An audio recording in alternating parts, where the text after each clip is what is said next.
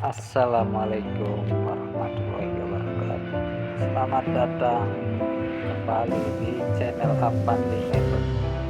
Proyek kali ini kita akan membuat kusen pengkosangan kayunya itu kawan. Lihatlah, sangat-sangat tidak layak kalau dari bagaimana lagi orangnya, atau yang penting jadi saja katanya.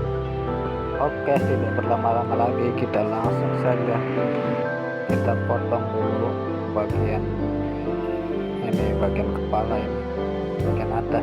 Ukurannya 79, tadi motong atasnya sekitar 95 cm.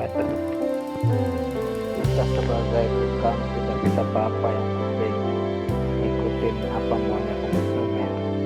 Kayunya udah masih kayu bakar, ya udah apa-apa, yang penting jadi. Selanjutnya kita potong bagian tiang. Kalau tiang tingginya kan kita 190, berarti kita lebihin aja 3 cm jadi 193. Kawan-kawan bisa lihat sendiri kayunya seperti apa. Saya juga nyengit terus ini ngarepnya. Tapi gimana lagi lah, yang penting konsumen puas, maunya dia gitu, ikutin aja kita. Oke.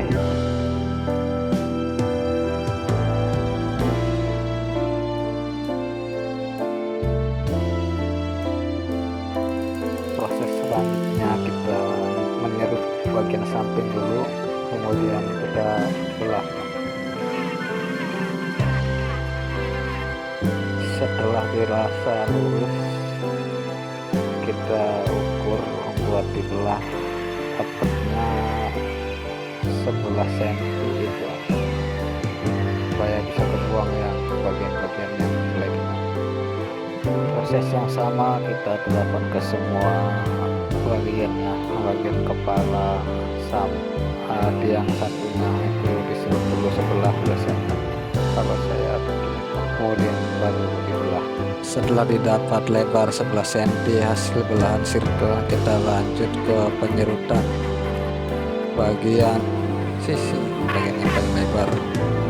Usahakan bagian itu harus lurus agar daun pintu bisa masuk enak. Lanjut kita proses pembelahan bagian ketebalan kusen yang kita dapat kurang lebih 4,5 cm sesuai bahannya. Inilah cara saya bagian belakang yang zaman sekarang kebanyakan rata, polos. Kalau saya modelnya kayak gini, tentu ada maksud dan tujuannya. Untuk apa dibuat kayak gitu? Ini supaya ke tembok itu enak, bisa kenceng memadukan, menyatu gitu. Kalau polos kan nggak ada buat gigitnya gitu. Oke, lanjut kita proses selanjutnya, yaitu bagian pengekaran atau orang thread. Kita ukur tiang pintu itu dibuat 190 cm. Kita samakan bagian tiang sebelahnya ya. Kalau nggak salah bisa jinjek ntar. Oke, lanjut kita bagian penyetekan. Kita ubah circle miringnya 45 derajat untuk bisa manis.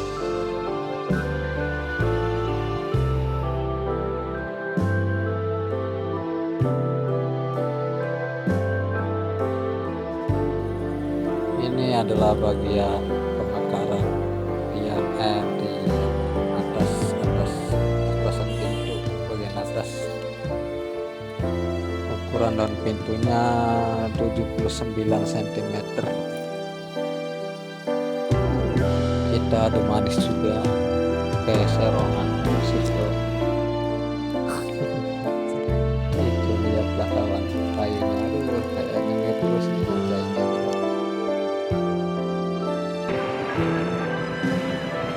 Proses selanjutnya kita potong bagian tiang yang berlebih.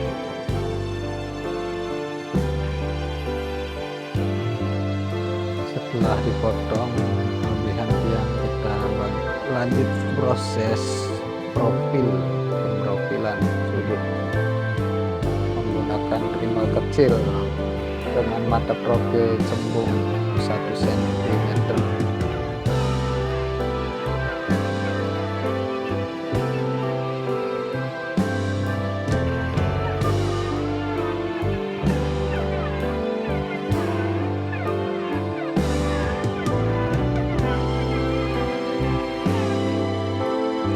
Setelah diprofil, kita lanjut bagian sini. Kita kalau buat sekonang sekitar 3,8, soalnya pintunya kan 3,5, 3,5, jadi ada jarak 3 mili, dan kedalaman kurang lebih 8 atau 9 mm.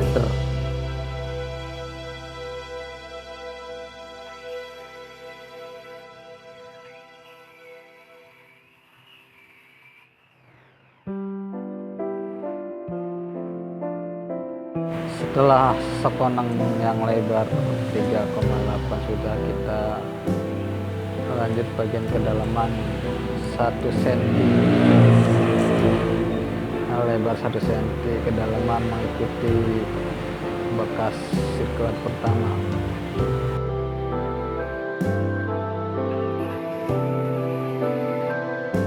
Di sini terlihat bekas sirkulan masih kurang rapi ya kawan. Kita harus merapikannya dengan mesin serut sama tedeng yang biasa dipakai buat marnel, biar hasilnya rapi dan lurus dan enak buat masangnya. Kita pakai 3,8 pisau.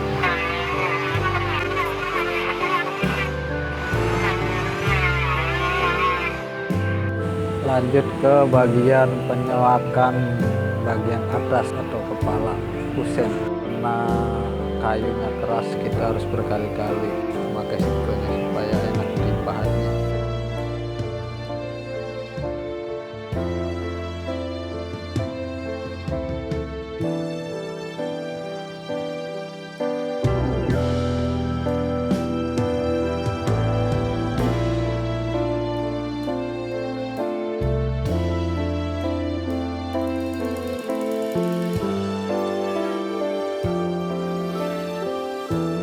Selanjutnya proses pengampelasan menggunakan rimba tangan.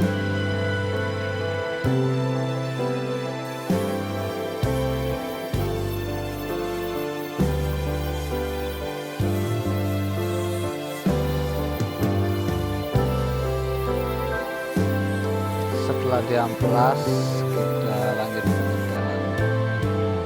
Ini karena kayunya keras, terpaksa kita harus spur dulu buat pakunya supaya tidak pecah dan tidak bengkok di paku.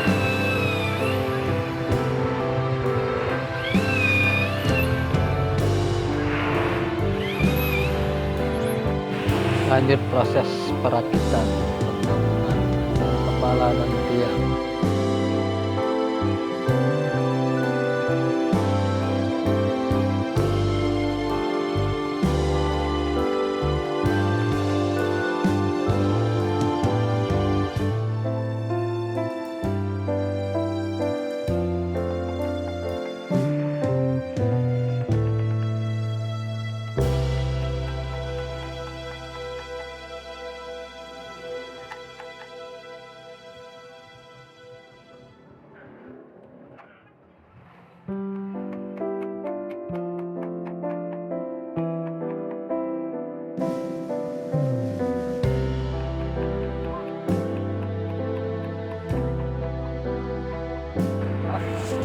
Setelah dipaku, kita pasang dulu. Kalau istilah saya itu masang pancal. Itu fungsinya buat agar bagian atas dan bawah sama ukurannya. Setelah bagian pancal sudah dipasang, kita ukur siku, pakai siku supaya nyiku sudut-sudutnya ya. Setelah dirasa pas siku, kita pakai siku kayu. Ini fungsinya supaya tidak rubah, tetap nyiku sampai pengaplikasian di tembok.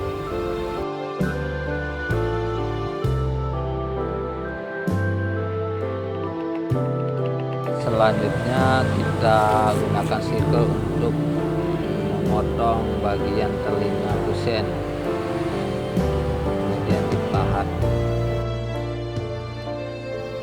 kemudian amplas bagian yang belum diamplas biar ada bagian penyambungannya.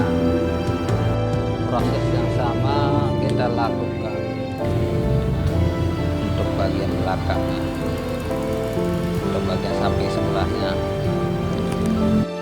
dan selesai. Alhamdulillah, satu lubang kusen, dan inilah hasilnya. Terima kasih yang sudah menonton. Mohon maaf bila ada kata-kata yang salah atau tidak berkenan. Tidak bermaksud menggurui, hanya sebatas berbagi pengalaman dan pemula yang ingin membuat sebuah konten. Ambil yang baik, buang yang buruk. Sekian dan terima kasih. Assalamualaikum warahmatullahi wabarakatuh.